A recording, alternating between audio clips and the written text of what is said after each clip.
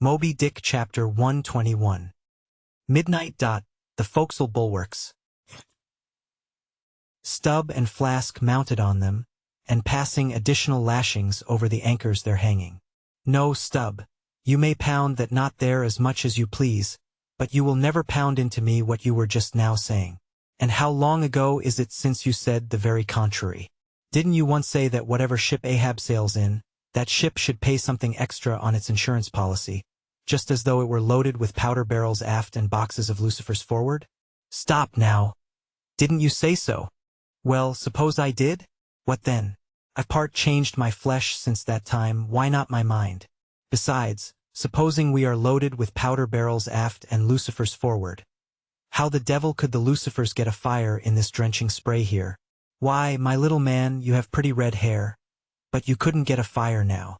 Shake yourself, your Aquarius, or the water-bearer, Flask, might fill pitchers at your coat collar. Don't you see, then, that for these extra risks the marine insurance companies have extra guarantees? Here are hydrants, Flask. But hark again, and I'll answer ye the other thing. First take your leg off from the crown of the anchor here, though, so I can pass the rope. Now listen. What's the mighty difference between holding a mast's lightning rod in the storm, and standing close by a mast that hasn't got any lightning rod at all in a storm? Don't you see, you timberhead, that no harm can come to the holder of the rod, unless the mast is first struck? What are you talking about, then? Not one ship in 100 carries rods, and Ahab, I, man, and all of us, we're in no more danger then, in my poor opinion, than all the crews in 10,000 ships now sailing the seas. Why, you king post, I suppose you would have every man in the world go about with a small lightning rod running up the corner of his hat, like a militia officer's skewered feather, and trailing behind like his sash. Why don't ye be sensible, Flask? It's easy to be sensible, why don't ye, then? Any man with half an eye can be sensible. I don't know that, Stubb. You sometimes find it rather hard. Yes, when a fellow's soaked through, it's hard to be sensible, that's a fact. And I am about drenched with this spray. Never mind. Catch the turn there and pass it. Seems to me we are lashing down these anchors now as if they were never going to be used again.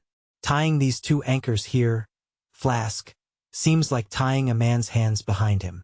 And what big generous hands they are, to be sure. These are your iron fists, hey? What a hold they have, too. I wonder, Flask, whether the world is anchored anywhere. If she is, she swings with an uncommon long cable, though. They're hammer that knot down, and we've done.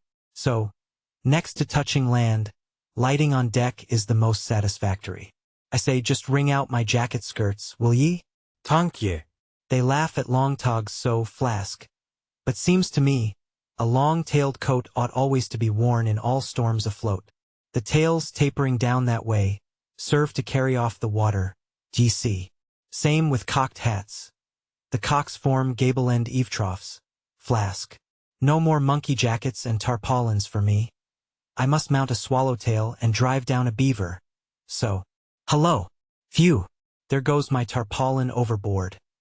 Lord, Lord! That the winds that come from heaven should be so unmannerly. This is a nasty night, lad.